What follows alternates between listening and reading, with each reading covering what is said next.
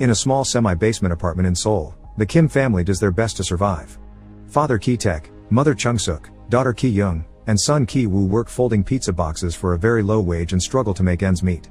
This makes them go as far as using their phones next to the bathroom window to be able to steal Wi-Fi, or keeping their windows open for the fumigator's poison smoke to enter the house and get rid of the bugs, even if they end up breathing it too. One evening, they're visited by Min Hyuk, a friend of Ki-woo's that brings them a scholar's rock from his grandfather's collection, meant to be an amulet for wealth. He also brings Ki-woo a work opportunity. Since Min Hyuk will traveling abroad soon, he wants Ki-woo to take over his tutoring of the daughter of a very rich family. Ki-woo has good English knowledge after his years in the military and trying out the university entrance exam 4 times. Ki-young can just fake his papers to pretend he's a university student since she's good with design programs, and it's not like his employers will look at them closely. The wife is very simple-minded, so having Min Hyuk's recommendation should be enough. Wearing his best clothes and with a forged document in hand, Ki-woo goes to the Park family's house, which is on the fancy part of the city. After being allowed inside by the housekeeper Guk Moon-gwang, he's interviewed by Choi Yeon-gyo, also known as Mrs. Park. Just as predicted, she barely looks at the paperwork and trusts Min Hyuk's word, but she wants to sit through the first lesson to check Ki-woo is a good, proper man. Ki-woo will be teaching the daughter Dae, who starts off as very shy and gets startled when Ki-woo suddenly grabs her wrist, but since it's only a gesture to comfort her when she's having a hard time understanding the exercise, she quickly softens up to him. Mrs. Park is happy with what she's seen, so she decides to hire Ki-woo and pay him well. After the first class, he also gets to meet her son, Da-song, who has joined the scouts and is obsessed with playing Indians.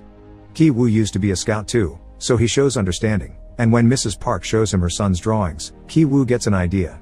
He begins talking about Da-song's art as if it was truly a masterpiece, and when Mrs. Park mentions she needs a new art teacher because none of the previous ones lasted more than a month, Ki-woo recommends his cousin's classmate Jessica, a highly qualified art therapist.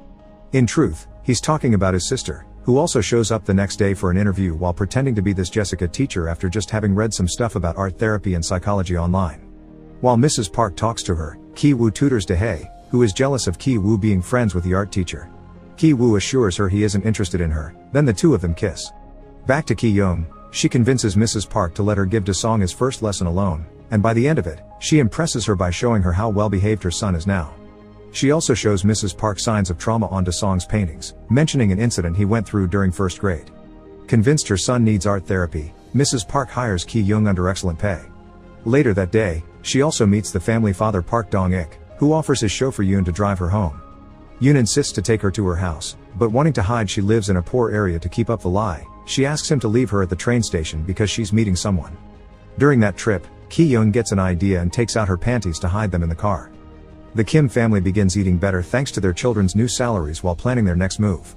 Meanwhile, Mr. Park finds the panties in the car and thinks Yoon has been taking lovers in the vehicle, possibly even consuming narcotics as well, because no one in their right mind forgets their underwear in a car.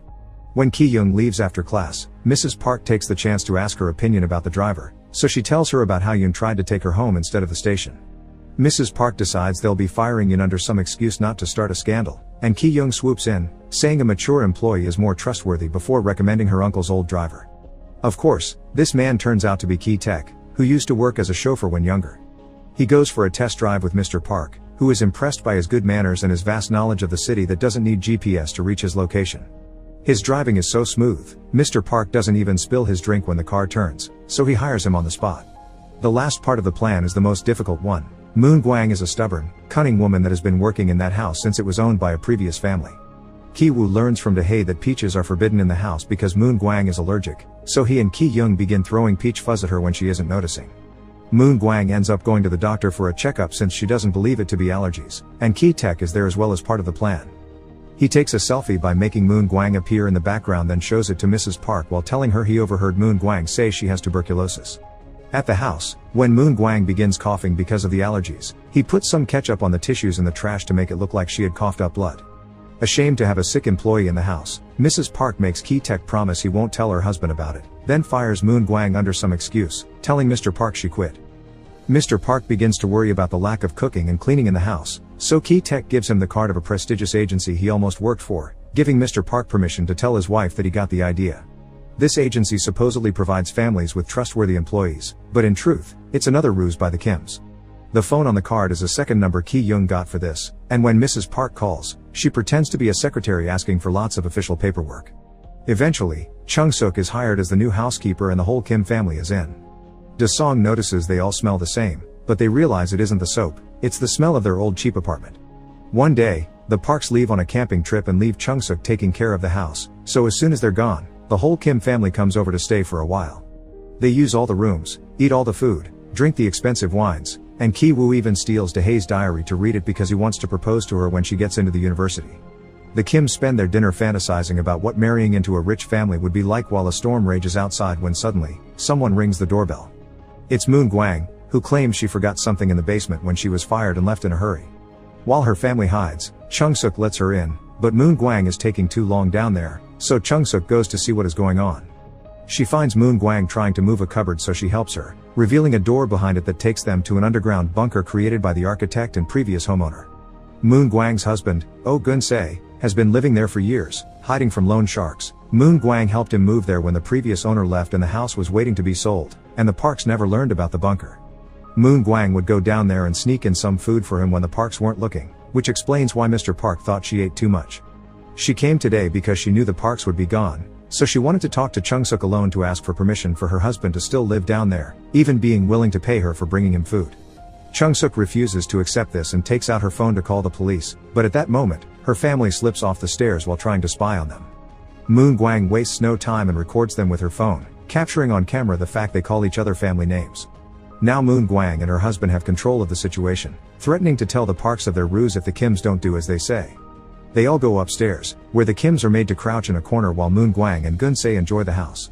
Moon Gwang even calls them out for being pigs and making a mess in the living room, because when she and her husband used the house when the Parks were gone, they would always be respectful of the architect's artful touch.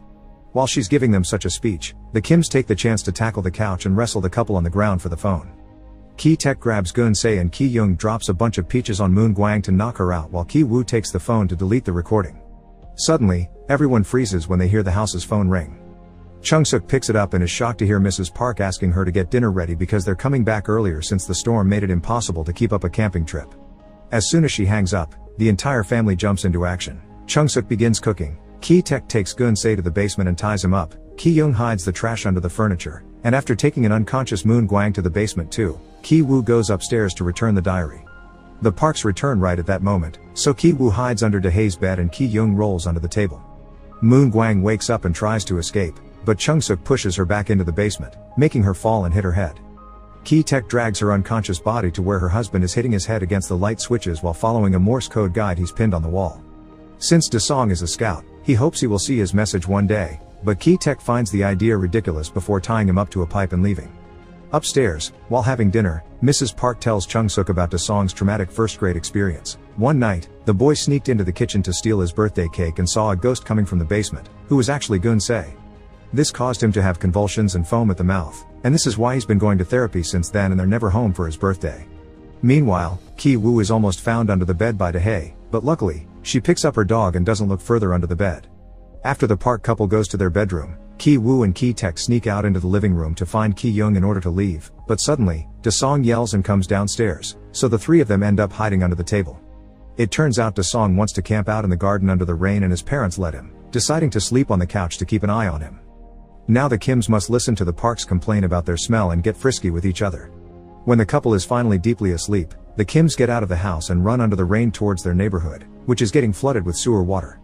Their apartment is flooded as well, so they retrieve as many belongings as they can before leaving to spend the night in a local gymnasium that opens their doors to poor people that have lost their homes to the storm. Ki-woo has brought the Scholar's Rock with him, and he hugs it while he sleeps because he's upset to hear his dad doesn't have a plan to deal with the problem they left in the basement. Back in the bunker, Moon Gwang dies from the concussion she got earlier, and Gun-se tries to send a Morse code message with the lights asking for help. Dasong sees it and deciphers it, but it's nonsense. Gun-se isn't in his right mind to spell correctly and only ends up with a bloody forehead. The following day, Mrs. Park decides to throw an impromptu party for Dasong's birthday, and the Kims must put up their best friendly faces even when they're actually feeling devastated after losing their home. Chung-suk must cook and prepare the tables outside, Ki-taek must drive the parents around to buy all the party supplies while they keep making faces at his smell, and the siblings must put up their smart teacher personas since they're invited to the party as very important guests. During the party, Mr. Park and Ki-taek dress up as Indians because they're planning to make a whole act for Dasun to save his cake. After spending some time with Dahae, Ki-woo takes the Scholar's Rock and goes down to the basement, where he's jumped on by Gun-se, who somehow has managed to free himself. After stopping him from fleeing with a cord around Ki-woo's neck, Gunsei knocks him out with the rock, then leaves the bunker, grabbing a knife from the kitchen on his way to the garden party. Seeking to avenge Moon Guang, Gunsei runs out and stabs Ki Young. Da Song begins having a seizure as soon as he sees him, while Da Hei finds Ki Woo's body and carries him out to ask for help. Ki Tek goes to check on her daughter, trying to keep a hand on her wound to stop it from bleeding, while Chung Suk jumps on Gunsei and kills him with a barbecue skewer. Mr. Park doesn't care about any of his employees, he just wants to take his son to the hospital, so he demands Ki Tek to drive him. But Ki Tek doesn't want to leave his family behind, so he throws the keys at him so he can drive himself. The keys fall on the grass, and at that moment, Gunsei falls on top of them. Mr. Park goes to retrieve them, but even during such a deadly emergency, he covers his nose while moving the body. Enraged by such a despicable act, Ki Tek takes the knife and kills Mr. Park before fleeing the scene. Weeks later, Ki Woo wakes up from brain surgery. The injury and the procedure have left his mind in a delicate state, so he can't help laughing through all the things that proceed to happen to him. Finding out his sister is dead and his father is missing, getting arrested, being put on trial for fraud, being allowed to leave on probation because of the traumatic incident that they aren't charged for because it was on self-defense. He only stops laughing when he sees the news report recording the now empty house, making everything that happened feel more real. Neither he nor his mother knows where his father is, but the detectives keep on tailing them for a while, thinking they may take them to him. Months later, after the news finally moved on to other subjects and the cops don't follow them anymore, Ki Woo goes up the mountain and spies on the Park's house, which is now occupied by a German family that bought it because they didn't know its history. There, Ki Woo realizes someone is using the lights to send a message in Morse code. It's his dad, who all this time has been hiding in the house bunker. He has buried Moon Guang in the backyard and survives by raiding the kitchen every night. He also sends the Morse messages every day, hoping his son would see them one day. Back in his old apartment he still shares with his mother, Ki Woo writes a letter for his dad, promising to work hard and get enough money to one day buy the house and reunite with him. Make sure to subscribe and turn on notifications so you can watch more videos like this. Thanks for watching.